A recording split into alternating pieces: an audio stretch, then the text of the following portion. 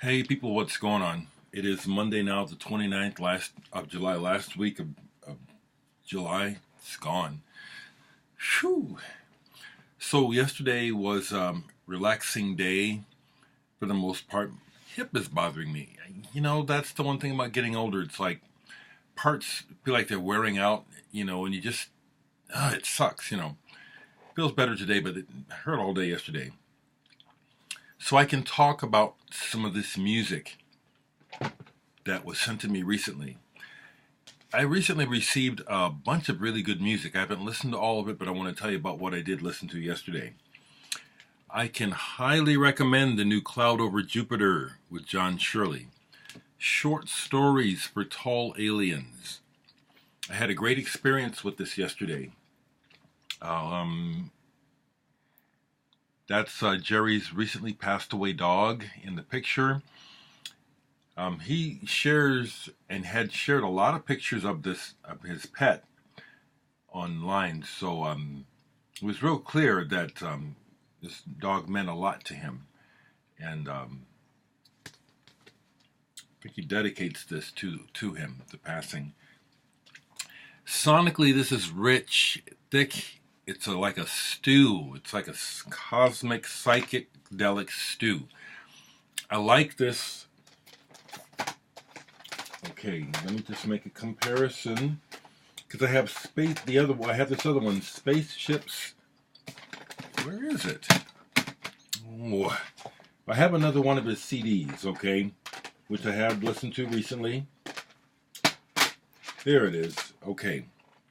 Spaceships Landing in a Cemetery. Now, I had listened to this one recently, and this one is real word heavy. This one, in my opinion, uses John Shirley's voice and words more judiciously and effectively. The focus of this is the music and the atmosphere. There is something spatial about the sound of this music, and it's heavy, as in old style heavy, the kind of heavy that I grew up with as a kid in the 60s and 70s. The drum sound is big and thuddy and good. The sonics of not just the guitars, but the bass and the keyboards. It's really heavy, like it's dripping with atmosphere. Jerry, this is a real step up in what you're doing.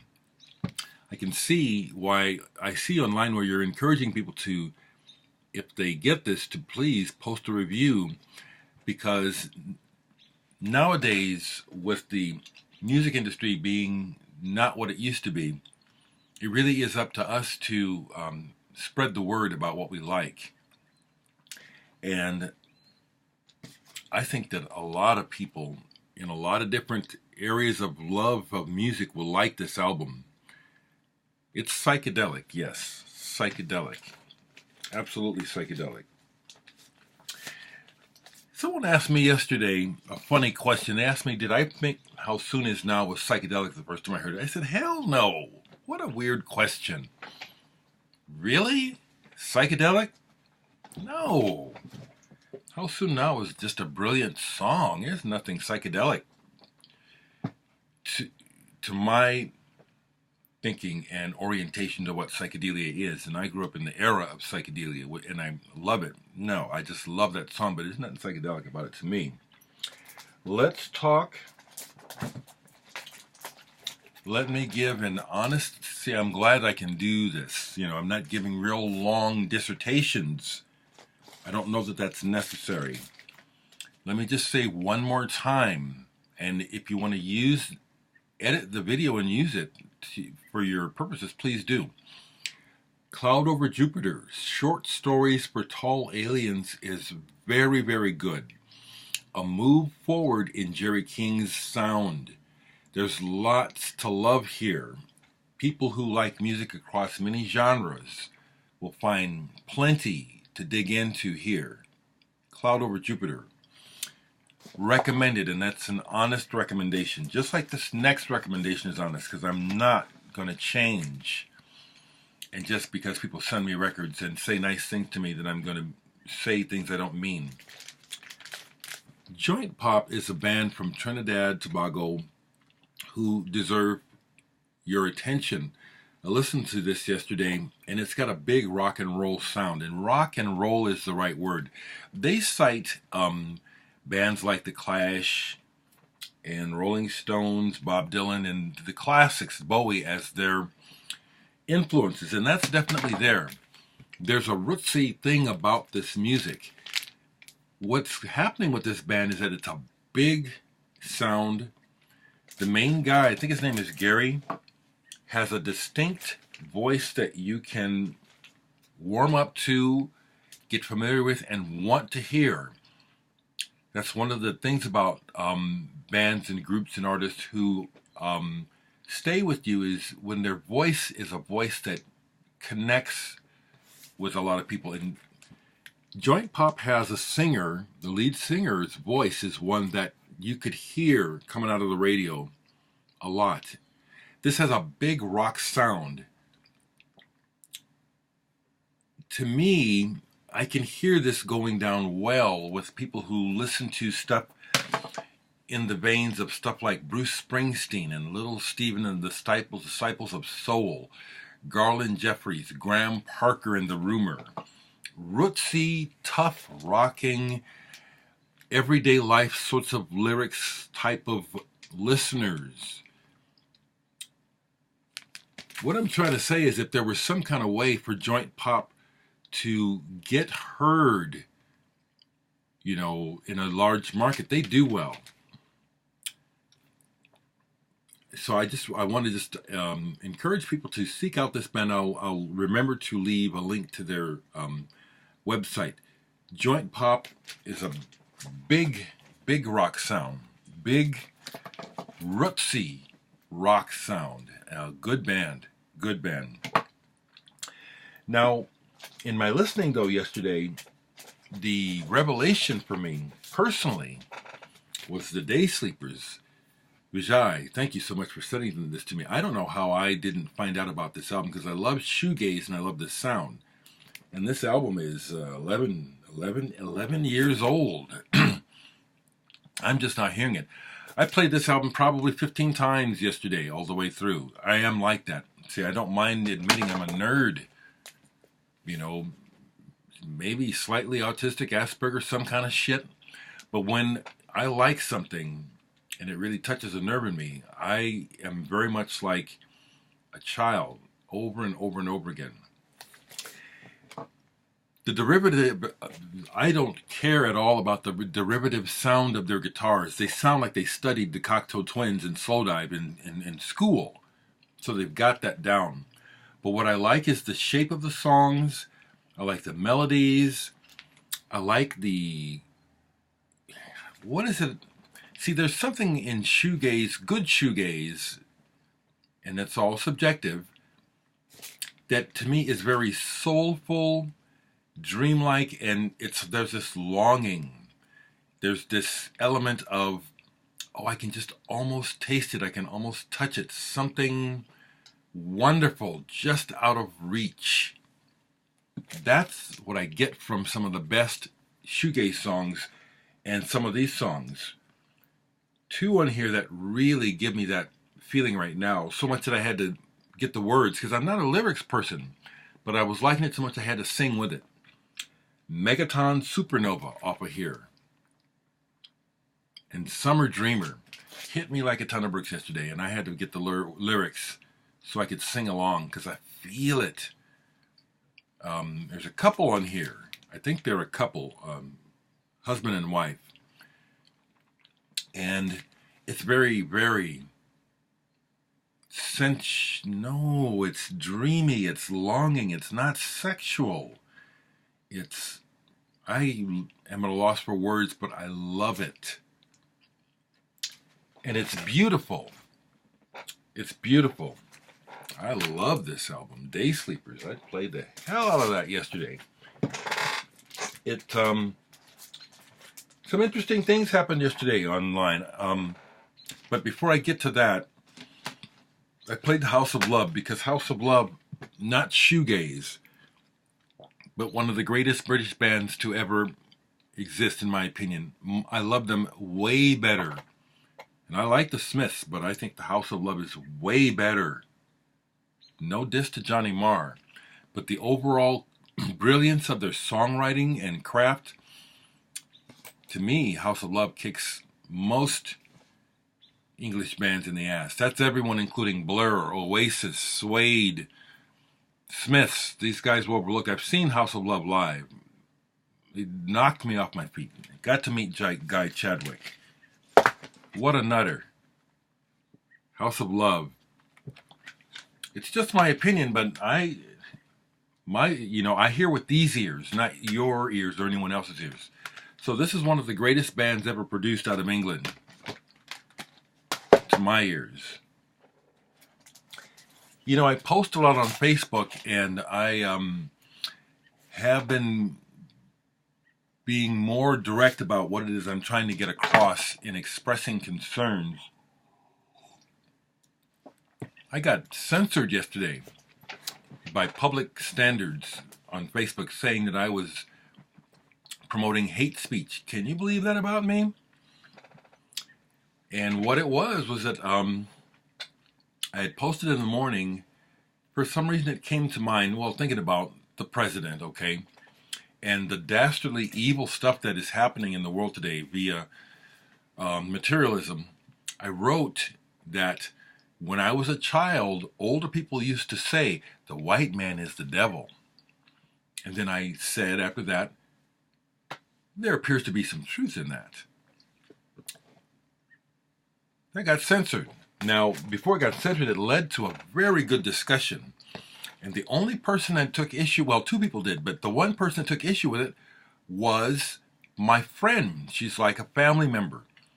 And it triggered her, and we talked about it. And this is what's beautiful about communication and friendship. Because when you care about people and things come up, concerns, you discuss them. You don't just stuff them and get mad. You talk about them. So she told me her concerns and did think that it could promote hate. And we talked about it to the point where we were able to identify, number one, that it triggered her. She took it personal and didn't see what I was saying. Took it immediately personal, okay? And once we got that straight, she completely understood what I was saying in the context of what I heard as a kid. And what, in light of world events and who controls the majority of resources and power, and you look at the overall picture of destruction and madness, well, that statement, the white man is the devil, that's what it's talking about, okay? It's not about hate. And so that led to me pulling out and playing Mothers of Invention's song, Who Are the Brain Police? It's on this compilation as well as their album. I think it's Freak Out, which I have. And even though the lyrics on Brain Police don't make any sense, the idea of thought control, mind police, you can't say what you're really thinking. It just hit me like a ton of bricks. So then I played a lot more of this. I love Frank Zappa and the Mothers of Invention. Love them. Anything else here? Well, yeah, I played some more of the other album that the guy sent to me, The Dandelion War. We Were Always Loyal to Lost Causes. Get this, folks. This is wonderful. This is really deep, beautiful, deep, really good, real good. And I want to thank you, folks, for thinking of me and sending me this good music. Online yesterday, there was a little bit of a discussion. Daryl Washington, I'll say his name. Much love to you, Daryl, if you watch this. He's a VC member who has been struggling financially. I don't know his whole situation, but he is seems to be on the brink of homelessness a lot. In between jobs and stuff. And he'll post honestly about his struggles and his depression. And I chimed in with him on his most recent post where I said, yeah, I'm in a very similar position, but people don't believe it. I live on my art, and so I make about just enough money to keep the bills paid. I'm not able to eat like I want to, partially because of my teeth that, need oral surgery bad. But also I can't afford food, I'm not on, I'm not on food stamps. I'm not on government assistance. I just applied for Social Security, which is owed to me, and we'll wait and see how that goes, okay? But I really appreciate that people send me music because I can't afford to buy any. And I really do miss buying and digging through record stores. I miss it. I love it so much, but I miss it. But I have no money. And it also, I know that I can create more opportunities for myself. I know that if I wanted to get out and hustle hard, I could change that. I'm doing what I want to, which is I don't want to hit the street hustling just for the fucking dollar. I like sitting around and relaxing and being creative or just living. And that's what I'm trying to do because I deserve it. All of us do. We don't deserve to just toil our lives away, hoping for a little bit of a trickle down. That's the other thing that I'll say. How how insane this world is that we have scads of people who have next to nothing brainlessly defending the 0.1% who are the robber barons, defending their actions, which are destroying everyday life for so many people, including me. I find it very insane. The trickle down it's ridiculous, and there's more than enough for everyone. And it just really just gets my goat how somehow this is not more obvious and people actually support their efforts to fuck everyone. And this insane man that's in office as president, I'm a retired mental health professional. That man in almost any other position in the community would be hospitalized, put on medication. He's ill. And because he's rich and has blonde hair and represents the fading glory of the white man's legacy, we're dealing with this madness.